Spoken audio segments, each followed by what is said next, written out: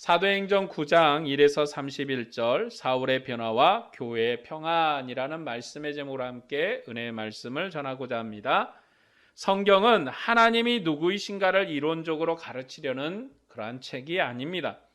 성경은 언약의 책이에요. 목회적인 책입니다.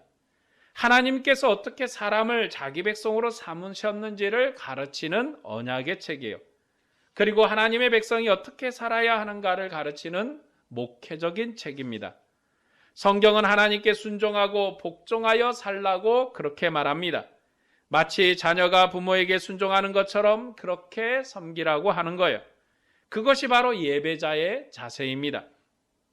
우리가 주님을 높이고 섬기는 예배자가 되는 것이 하나님 앞에 서는 방법입니다.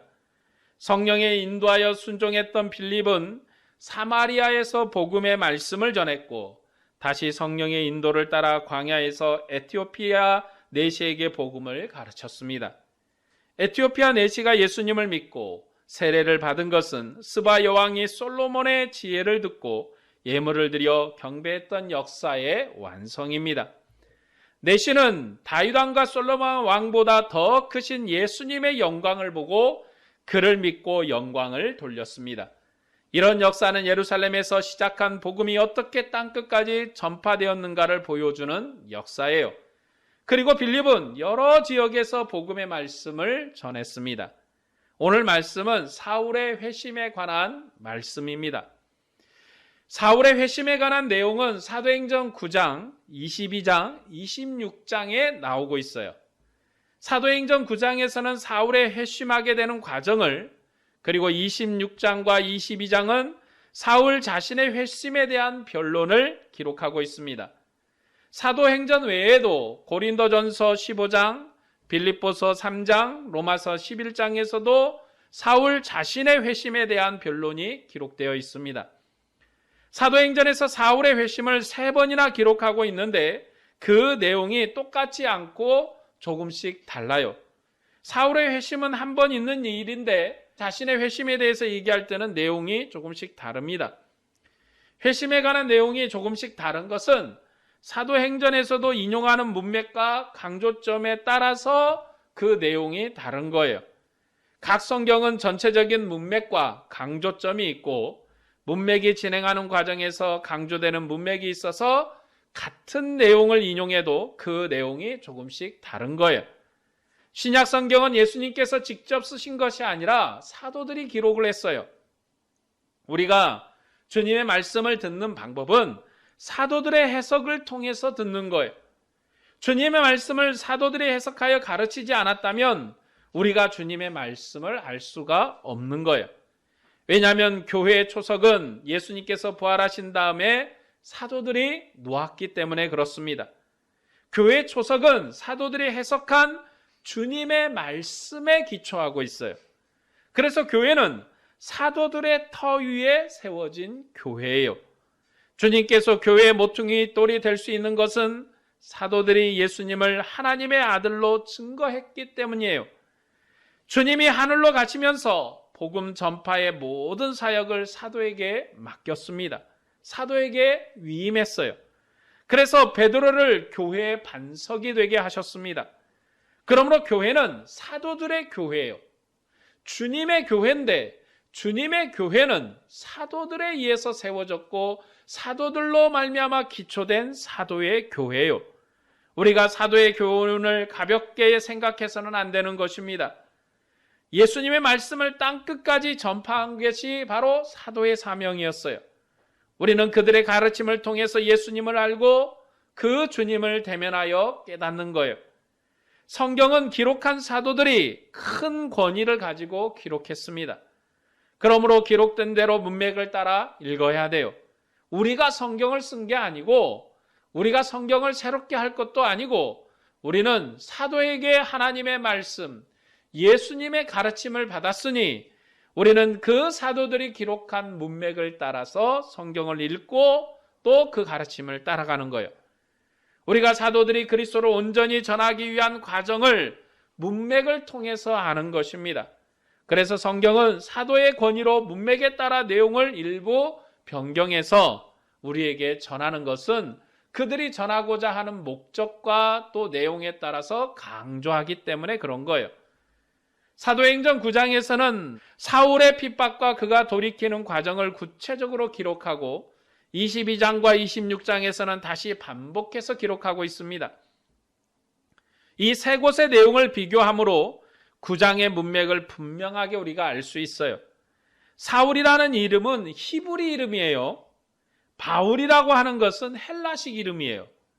그러니까 같은 이름인데 히브리식으로 부르냐 아니면 헬라식으로 부르냐에 따라서 다른 거예요. 뭐 사울은 뭐고 바울은 뭐고 이런 게 아니라 같은 이름인데 헬라식으로 부르면 바울이고 히브리식으로 부르면 사울인 거예요. 22장은 사울이 예루살렘에 방문했을 때 그가 이방에 있는 모든 유대인을 가르쳐 모세를 배반하고 할례를 행하지 말고 또 관습을 지키지 말라 했다는 소문으로 발생한 사건이에요. 그래서 예루살렘 교회 장로들이 서운한 네 사람이 있으니 그들을 데리고 함께 결례를 행하고 그들을 위하여 비용을 내어 머리를 깎게 하라라고 권고했어요. 그러면 모든 사람이 사울에 대하여 들은 것이 사실이 아니고 사울도 율법을 지켜 행하는 줄로 알 것이라고 그랬어요. 그래서 사울이 장로들의 지도를 따라 그렇게 했어요. 그런데 유대인들이 사울이 에베소 사람 드로비모와 함께 시내에 있는 것을 보고 그가 이방인을 데리고 성전에 들어간 줄로 착각을 하고 소동이 났습니다. 그래서 천부장, 로마의 군사 천부장이 사울을 빼냈어요. 사울이 천부장에게 끌려가면서 유대인 회중에게 설교한 내용이 22장의 내용이에요. 그러니까 22장의 내용은 하나님의 백성으로서 이스라엘 백성의 회중에게 그가 고백하고 설교한 거예요.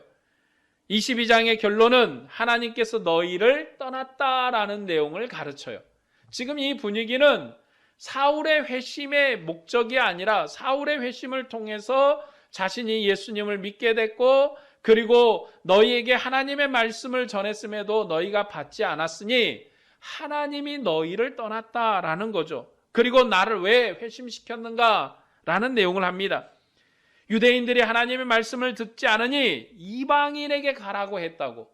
나의 쓰임의 용도는 이방인에게 복음을 전하는 것이라고 그들에게 말합니다. 하나님께서 유대인을 버리고 사울을 이방인에게 보내서 이방인을 통해 하나님의 영광이 이루어졌다고 설교한 것이 22장이에요. 26장은 사울이 총독 앞에서 자신을 변호한 것입니다.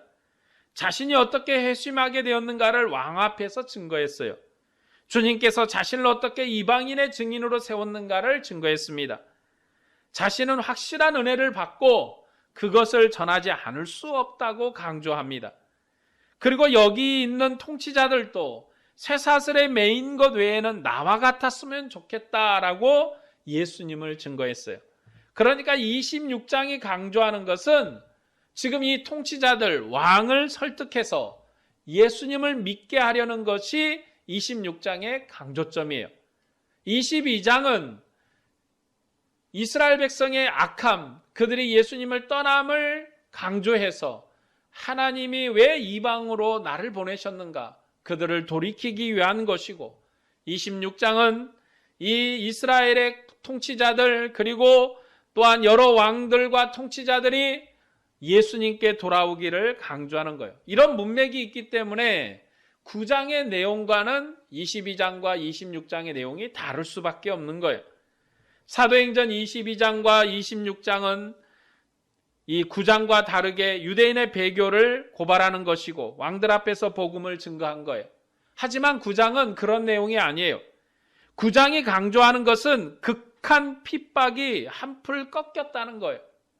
9장의 강조점은 사실 엄밀하게 얘기하면 사울의 회심이 아니에요.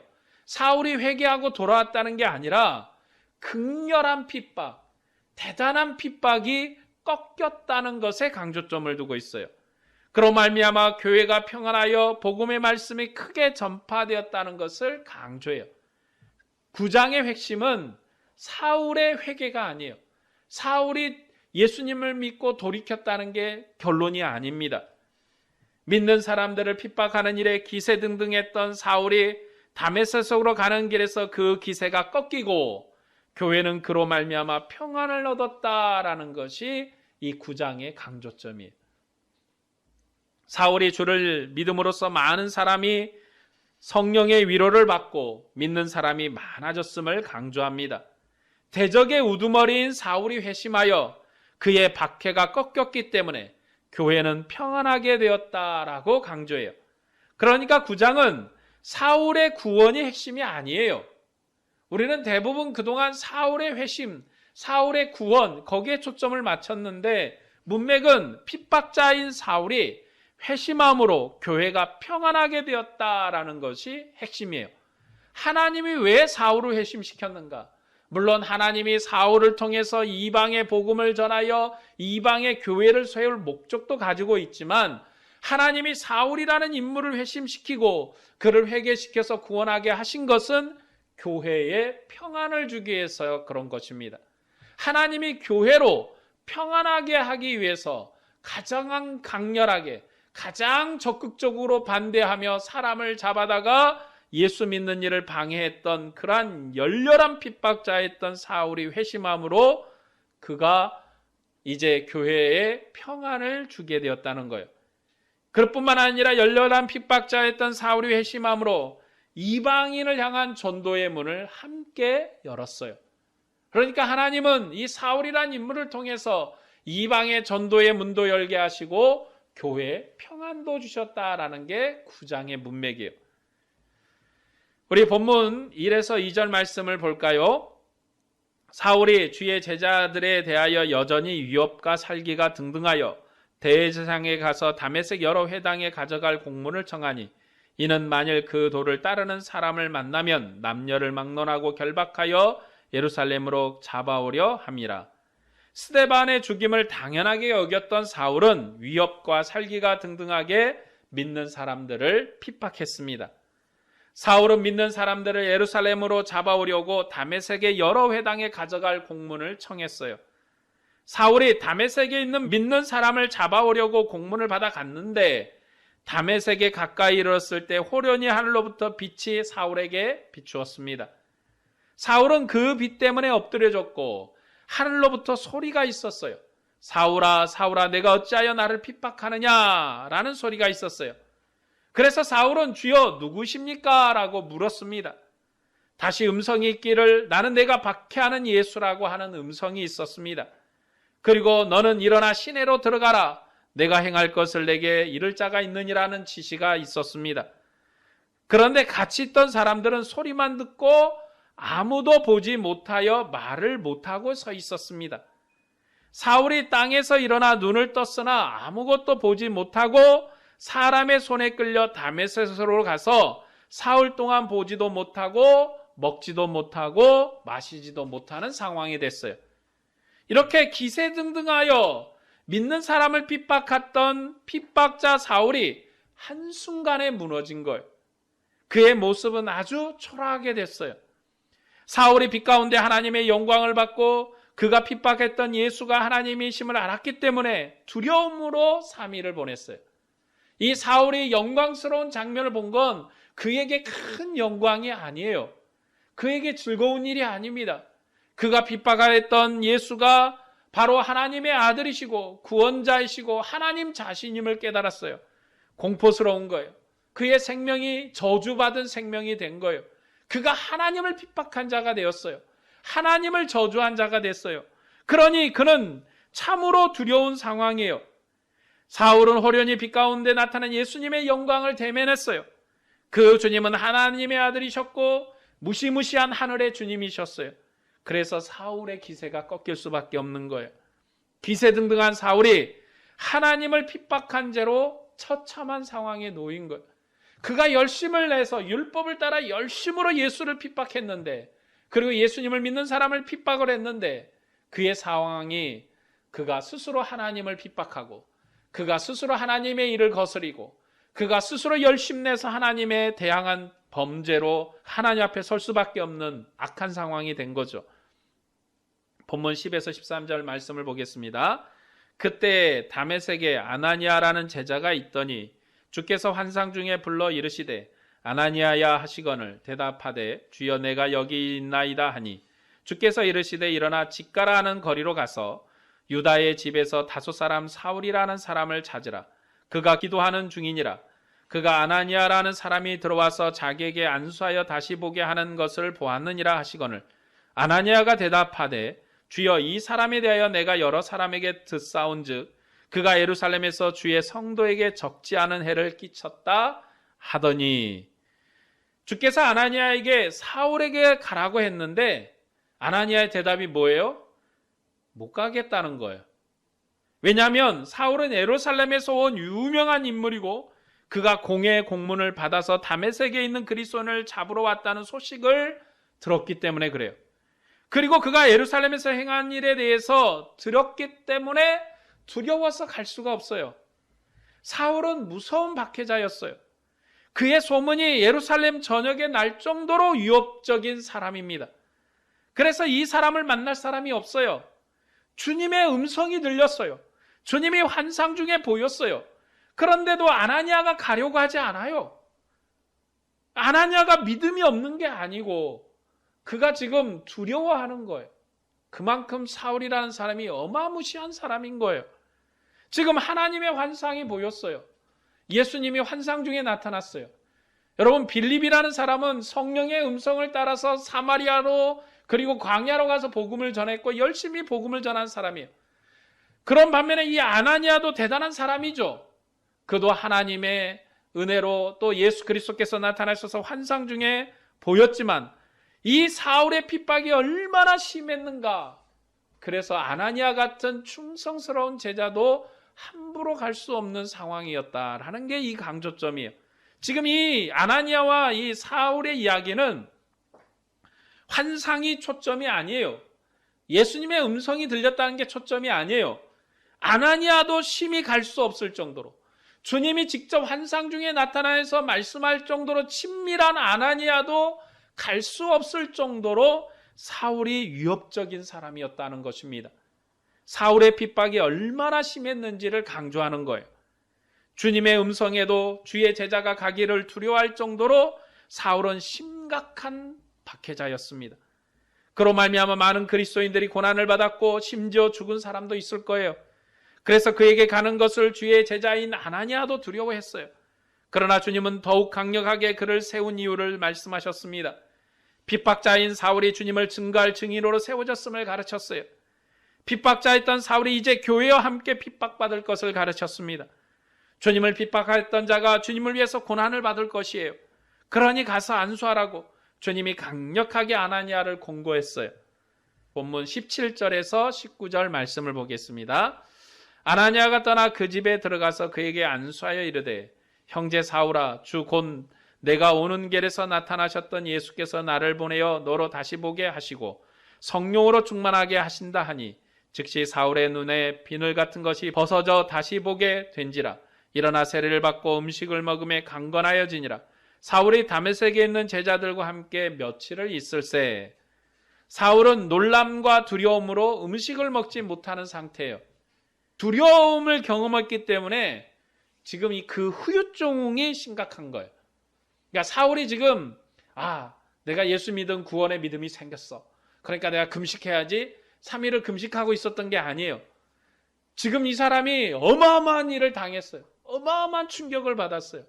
마치 큰 교통사고를 당해서 충격을 받은 것처럼 그런 큰 후유증에 지금 시달리고 있는 거예요. 지금 사울이 자기가 신앙이 있어가지고 믿음이 있어서 지금 금식하는 게 아니라는 거예요. 그가 왜 이렇게 금식을 하고 있는가? 왜 두려워하고 있는가?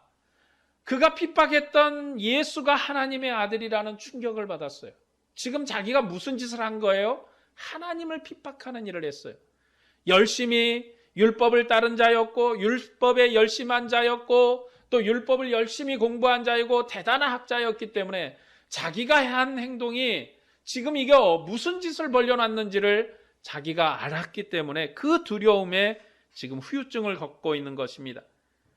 그가 핍박했던 예수를 받고 앞이 안 보여서 그 두려움에 밥을 먹지 못한 거예요. 그런 그에게 아나니아가 찾아가서 안수해서 기도했습니다. 그랬더니 눈에 비늘 같은 것이 벗어지고 보게 됐어요. 그리고 세례를 받고 음식을 먹었습니다. 성령께서 그로 강건하게 하시고 충만하게 하셨어요. 그의 눈에 비늘 같은 것이 벗어졌고 음식을 먹은 거 힘을 얻었습니다. 기세등등했던 사울이 주님의 영광을 보고 두려워 떨다가 복음으로 구원을 얻었습니다. 그는 아주 유명한 박해자였어요. 그에게 아무도 가려고 하지 않을 정도로 대단한 박해자였어요.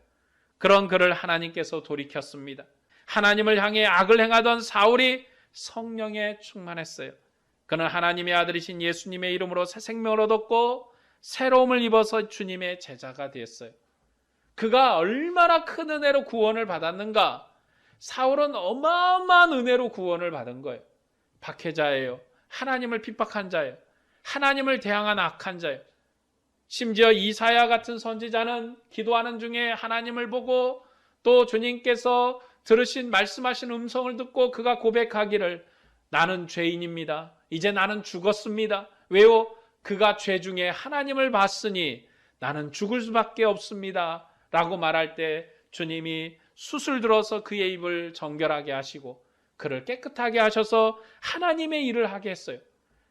심지어 이렇게 이사야 같은 선지자도 하나님 앞에 기도 중에 하나님을 보고도 나는 죽을 수밖에 없다고, 내가 하나님을 봤으니 죽을 수밖에 없다고 그렇게 고백했는데 이 바울은 예수님을 핍박했어요.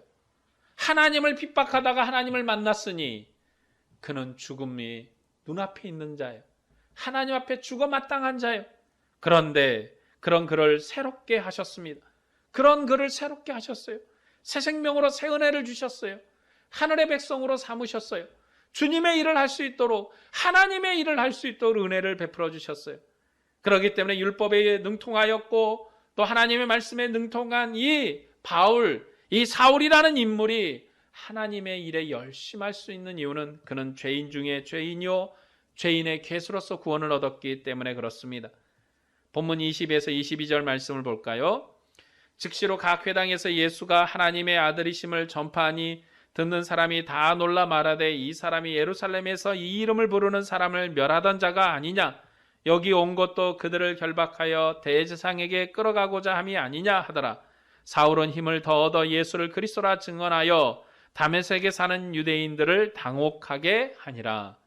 눈을 뜨고 성령의 충만을 받은 사울은 주님을 증거했습니다. 예수가 하나님의 아들이라고 증거했어요. 왜냐하면 그가 확실히 예수님을 봤기 때문에 그렇습니다. 그러나 제자들은 쉽게 그에게 다가설 수가 없었습니다. 회심한 사울에게 마음을 놓을 수 없을 만큼 그는 교회를 박해하는 일에 유명한 사람이었어요. 그런 박해자였던 사울이 예수님을 그리스도라고 증언했기 때문에 다메섹의 유대인들이 당황했습니다. 본문 23에서 25절 말씀을 볼까요? 여러 날이 지나매 유대인들이 사울 죽이기를 공모하더니 그 계교가 사울에게 알려지니라.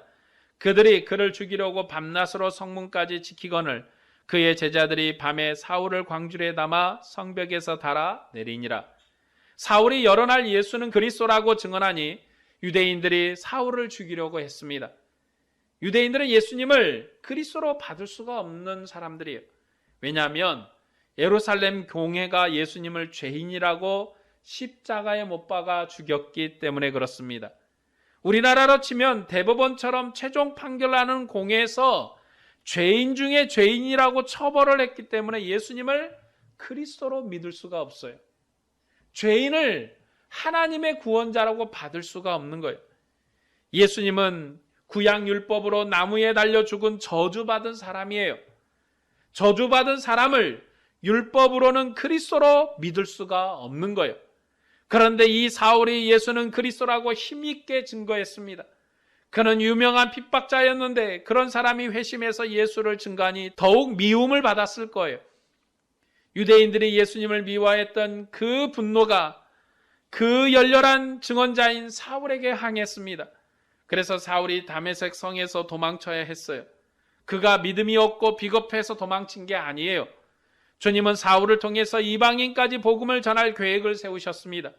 그러니 그가 다메섹에서 죽는 것은 복음을 위해서 유익한 일이 아닙니다. 그래서 사울은 창문을 통해서 성을 빠져나와 도망쳤어요. 열심 있는 핍박자인 사울이 회심해서 예수님을 증거했습니다. 그래서 많은 사람이 믿기도 했지만 그도 주님이 받은 핍박을 같이 받았어요. 사울이 주님과 같은 핍박을 받은 것은 유대인들이 주님을 거역했기 때문입니다.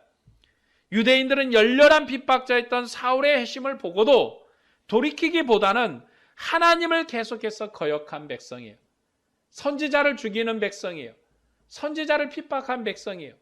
자기 조상들이 그랬고 우리는 안 그런다고 하면서도 그들은 여전히 조상이 했던 일을 따라하는 백성이에요. 그래서 복음의 말씀이 이방을 향한 거예요. 다메섹을 빠져나온 사울은 예루살렘으로 갔어요. 예루살렘은 교회의 본거지이기 때문에 사울이 예루살렘으로 돌아갔습니다. 그러나 주님의 제자들은 사울이 회심해서 죽게 돌아왔다는 것을 믿을 수가 없었어요. 왜냐? 사울은 예루살렘 교회를 박해한 아주 유명한 사람이었기 때문에 그렇습니다. 사울이 진심으로 돌이켰다는 것은 꿈에도 생각할 수 없는 일이었기 때문에 제자들이 받아들이지 못했어요. 그러나 바나바라는 사람이 있었는데 그는 참으로 마음이 너그럽고 융통성 있는 사람이었어요. 그래서 이 사울을 받아들였습니다. 바나바가 사울을 사도에게 데리고 가서 그동안 일을 설명했습니다. 그래서 사울이 예루살렘에서 제자들과 함께 출입할 수 있게 됐어요. 사울은 예루살렘 유대인들에게 예수님의 주되심을 전파하는 일을 힘썼습니다. 본문 28절에서 30절 말씀을 볼까요? 사울이 제자들과 함께 있어 예루살렘에 출입하며 또 주 예수의 이름을 담대히 말하고 헬라파 유대인들과 함께 말하며 변론하니 그 사람들이 죽이려고 힘쓰거늘 형제들이 알고 가이사라로 데리고 내려가서 다소로 보내니라. 예수님을 열심히 핍박했던 사울이 예루살렘에 돌아와 전심으로 예수님을 전파했습니다. 그 일로 헬라파 유대인들과 변론하게 됐어요. 예루살렘은 유대 종교의 본산지이기 때문에 성전에 올라온 여러 사람들이 있었고 그 중에 헬라파 유대인들도 많았습니다. 그래서 그들과 변론하게 됐어요. 사도행전이 사울이 헬라파 유대인과 변론했다고 기록하는 것은 그가 이방인의 사도로 부름을 받았기 때문에 그렇게 기록했을 겁니다. 이 헬라파 유대인하고만 변론했을까요? 사실 히브리파 유대인들에게도 함께 변론이 붙었을 거예요. 그러나 사도행전은 그가 헬라파 유대인하고 변론했다고 강조하는 것입니다. 그런데 이 헬라파 유대인들이 사울을 죽이려고 했습니다. 유대인들은 본토 사람이든지 이방 땅에 거하던 유대인이든지 모두가 예수님의 주되심을 거절했어요. 그래서 사울을 죽이려고 했습니다. 그런 상황에서 사울이 더 이상 예루살렘에 머물기가 어렵게 됐어요. 사울은 교회를 박해하는 일에 제일 앞장섰던 유명한 사람입니다. 그래서 사울에게 유대인들의 공격이 쏟아졌을 것입니다. 그리고 공회가 사울을 죽이려고 했을 거예요. 왜냐하면 제일 앞장서서 교회를 박해하고 공문까지 받아서 예수님을 믿는 사람을 잡아오려고 했던 사울이 회심해서 예수님을 증거했기 때문에 공회가 난처한 상황이었을 것입니다. 그래서 사울이 빨리 사라지고 빨리 죽기를 원했을 거예요. 사울은 핍박이 너무 심했기 때문에 가이사라로 내려갔고 그리고 다시 다소로 갔습니다. 이 다소가 사울의 고향이에요. 그러니까 자기 고향으로 도망을 친 거예요. 이 다소는 이스라엘 땅이 아닙니다. 이 다소는 이방 땅이에요. 그러니까 사울은 히브리파 유대인이 아니고 그는 이방의 다소 땅에서 난 헬라파 유대인에 속한 사람이에요. 그런데 그가 가말렐, 이 예루살렘으로 유학을 와가지고 가말렐의 문화에서 공부를 한 사람이에요. 본문 31절 말씀을 볼까요? 그리하여 온 유대와 갈릴리와 사마리아 교회가 평안하여 든든히 서가고 주를 경외함과 성령의 위로로 진행하여 수가 더 많아지니라. 이 말씀이 바로 사울의 회심에 대한 결론이에요. 그러니까 우리는 그동안 사울이 복음을 듣고 회심했다라는 것에 대한 강조를 했는데 사실 이 31절이 이 내용의 결론입니다. 핍박자였던 사울이 회심해서 주께 돌아옴으로 유대와 갈릴리와 사마리아 교회가 평안했고 든든히 서갔습니다. 무서운 핍박자인 사울을 하나님께서 바꾸셨기 때문에 평안했어요. 핍박이 끝나고 복음은 흥왕하여 더 많이 전파됐습니다. 그전에는 핍박자들로 인해서 교회가 고난을 당했고 핍박 때문에 도망을 쳐야 했습니다. 그런데 이 핍박자를 주님께서 바꾸셨기 때문에 교회는 평안했습니다. 핍박자를 넘어뜨렸기 때문에 평안했어요. 이 사울이 핍박을 열심히 했는데 핍박자인 사울이 거꾸러지고 변화돼서 예수님을 믿게 되니까 핍박도 한풀 꺾이게 됐어요. 열심 있는 우두머리, 열심 있는 열성자가 무너졌기 때문에 이제 예루살렘뿐만 아니라 갈릴리 그리고 사마리아 교회까지도 평안하게 됐다라는 거예요. 얼마나 이 사람이 갈릴리, 예루살렘, 사마리아까지 쫓아다니면서 얼마나 많은 핍박을 했는지를 반증하고 또 이야기하는 거예요. 오늘 말씀을 정리하겠습니다. 하나님은 핍박의 선두주자인 사울을 변화시킴으로 교회에 평안을 주셨습니다. 그리고 전에는 핍박자였던 사울을 복음의 일꾼으로 삼아 주님의 복음을 힘있게 전파하게 하셨습니다. 사울은 핍박의 선봉주자였습니다. 그런 사람을 변화시킬 사람이 없어요. 하나님이 일하시 않으면 이런 변화는 없어요. 사울의 변화는 하나님께서 그를 부르셨기 때문에 일어난 역사입니다. 주님은 핍박의 선봉주자이고 우두머리 같은 사울을 무릎 꿇게 하심으로 교회에 평안을 주셨습니다. 주님은 죽음을 이기신 부활의 승리자이십니다. 그리고 역사의 주관자이십니다. 사도들은 예수님을 유대인들이 죽였지만 하나님께서 그를 살리셔서 주와 그리스도가 되게 하셨다고 증거했습니다. 주님은 만민을 심판하시도록까지 하늘 보좌 우편에 앉아 계신다고 증거했습니다. 그리고 그 일의 증인인 사도들이 이 일에 대해서 자신들이 증인이라고 증거했습니다. 사도들이 증거한 예수님은 살아계신 하나님의 아들이세요. 그는 하나님의 보좌에 앉으신 하나님의 아들이십니다. 하나님의 정권을 가진 하나님의 아들이세요. 이 주님이 사울을 꺾었습니다. 사울은 예수는 하나님의 아들이 아니라고 부인했고 그를 핍박했습니다. 그러나 예수님은 영광스러운 빛 가운데 나타나셔서 사울을 꺾으셨습니다. 주님은 적장을 변화시켜서 교회에 평안을 주셨어요. 교회를 평안케 하는 것은 하나님의 자비하심입니다.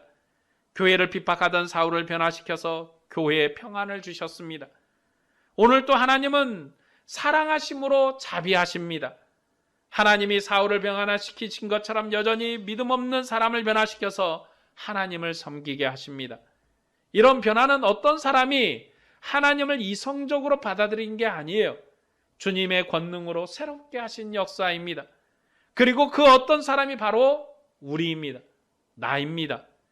하나님은 우리를 변화시켜서 하나님을 섬기는 새로운 백성이 되게 하셨어요. 이런 변화는 하나님의 권능이에요. 사람의 이성으로 불가능한 것이 하나님을 섬기는 것입니다. 하나님을 아는 거예요. 그것은 성령의 역사와 권능으로만 가능한 거예요.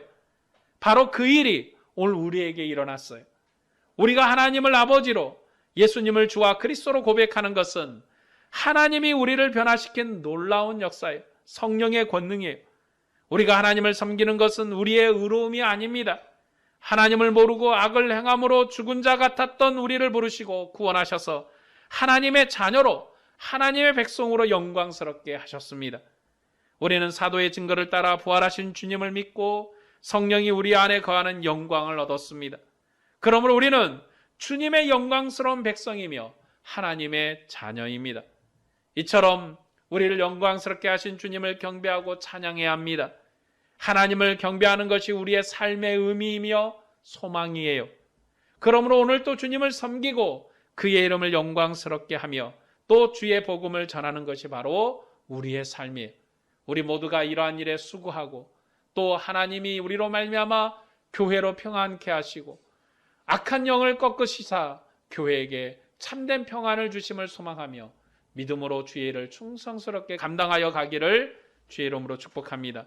오늘 또 주님의 은혜로 하나님을 사랑하는 여러분에게 은혜와 평강이 충만하기를 축복합니다. 기도하겠습니다.